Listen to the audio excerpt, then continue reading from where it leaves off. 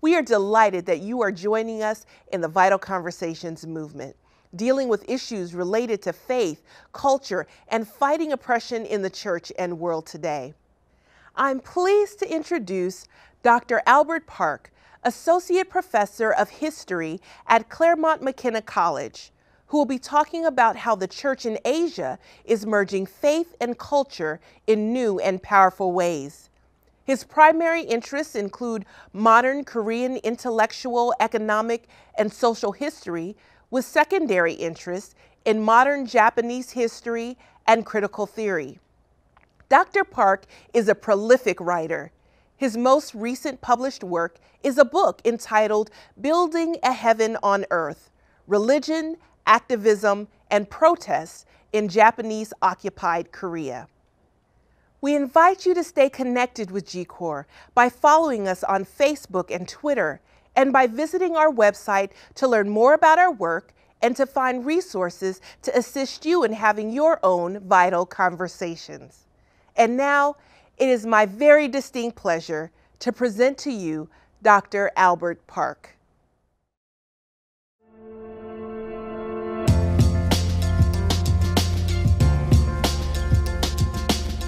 Hello, I'm Dr. Albert Park, and it is my great pleasure to be part of this groundbreaking initiative to open dialogue on issues on the intersection of race and religion.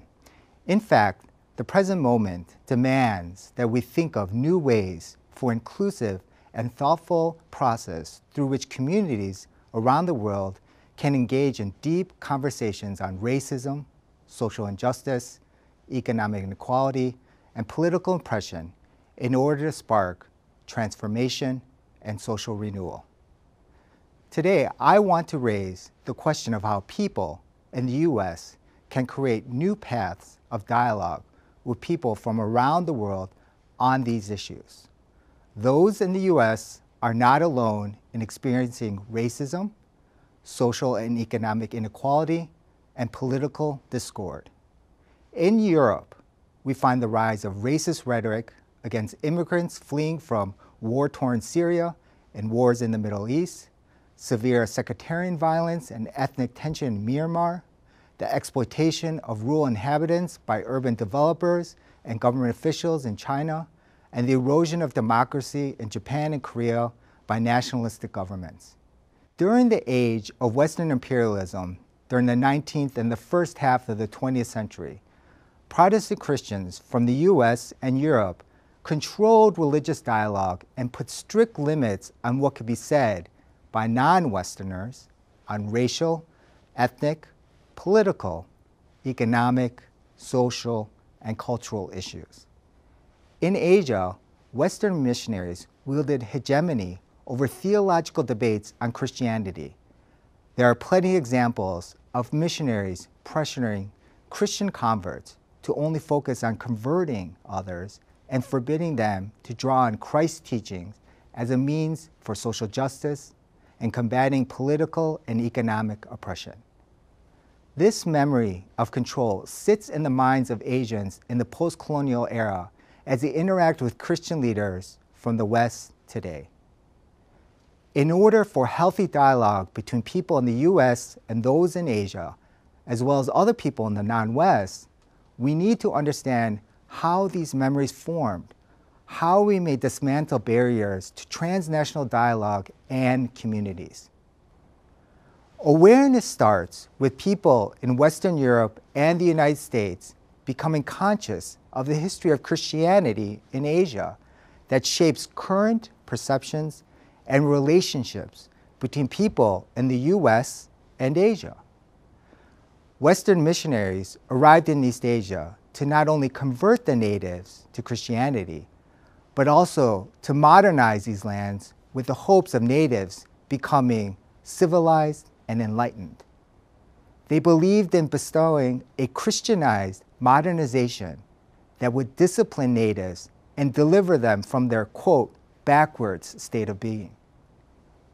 In the eyes of many Asians from the past to the present, Western missionaries were colonizers who wanted to wipe out traditions and reconstitute identities in the name of Christian progress. Numerous missionaries crushed any views that challenged their standards of Christianity. 1920s and 1930s Korea featured American missionaries from the Presbyterian and Methodist churches attacking indigenous expressions of theology, worship, and discipleship devised by Korean Christian leaders. Korean Christians argued that Christianity was a vital source for social activism and that it be used as a way to put an end to the poverty and social inequality caused by Japanese colonialism. They believed Christianity was not solely about converting individuals, but also about building a heaven on earth where economic, social, and political justice would prevail. Some missionaries supported the Korean social gospel, but a large number rejected it. Korean Methodist leaders such as Hong Byung-sun and Shin Hong-woo challenged Christianized modernization through their theologies of the social gospel. They considered industrial capitalism and urbanization as the main culprits behind poverty, greed, social discord, and cultural destruction. Missionaries and conservative Korean Christians condemned them for what they labeled as heretical and anti-evangelical.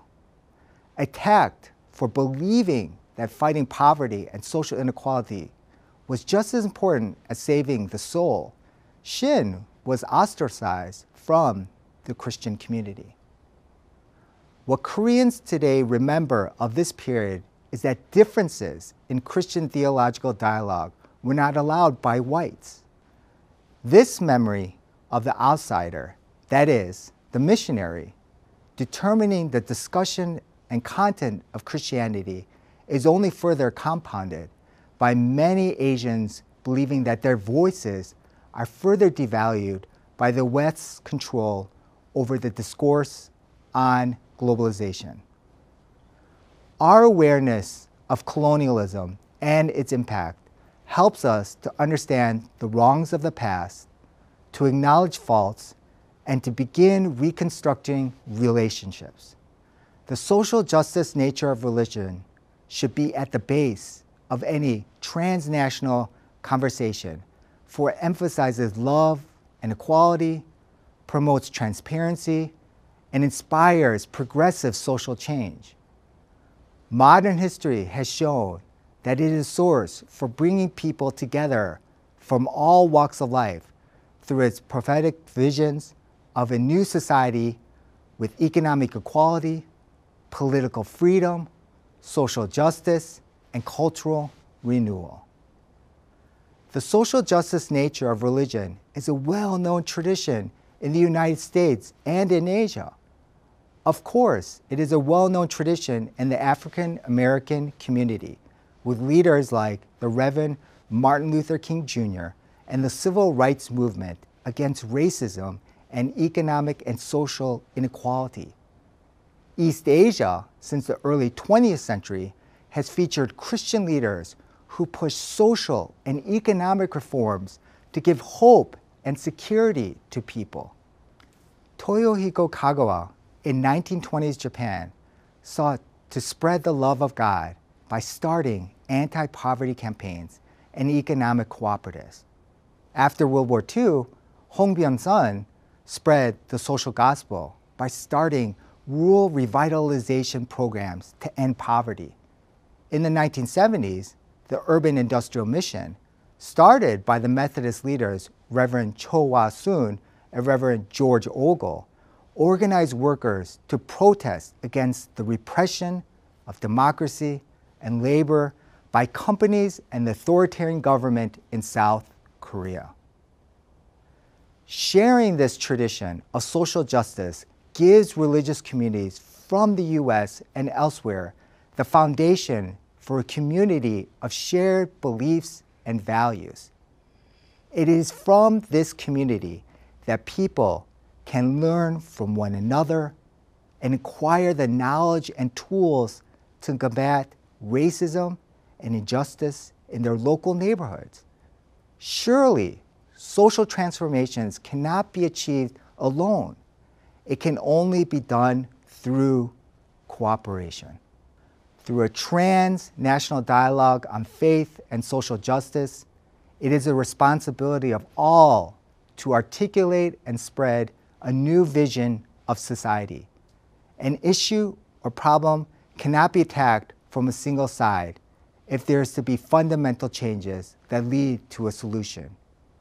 Racism is an epidemic that originates from more than just a single source, such as ignorance, institutional segregation, and entrenchment, and a lack of individual and corporate education. Economic forces bear huge responsibility in fanning the flames of racism through the creation of conflicts. Fascism and its racist rhetoric during the 1930s and early 1940s originated in large part from the economic collapse of the Great Depression and the desire by Germans under Hitler to identify one people as scapegoats. Today, racist and anti-Semitic language have become more prevalent in Greece as right-wingers blame immigrants and the Jewish population for the downfall of the country's economy. Combating racism requires conversations that lead to the reimagination of society. In particular, the envisioning of a new economy where respect, cooperation, and love, not selfishness and hatred, prevail and are at the root of all social relations. The reimagination of society is a vision of what should be and become critical components for criticism and change. Paul Mendes-Flohr, a scholar of modern Jewish thought, writes that all suffering under a social order that is senseless prepares the soul for vision. And what the soul receives in this vision strengthens and deepens its insight into the perversity of what is perverted. Martin Buber, the Jewish philosopher, emphasized that there is an existential need of each human being for community. History has proved right Buber's claim with instances of people seeking each other for dialogue and the construction of a just world.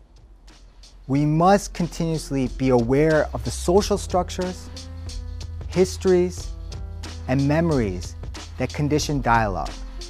We must overcome barriers to open communication and building intimate communities.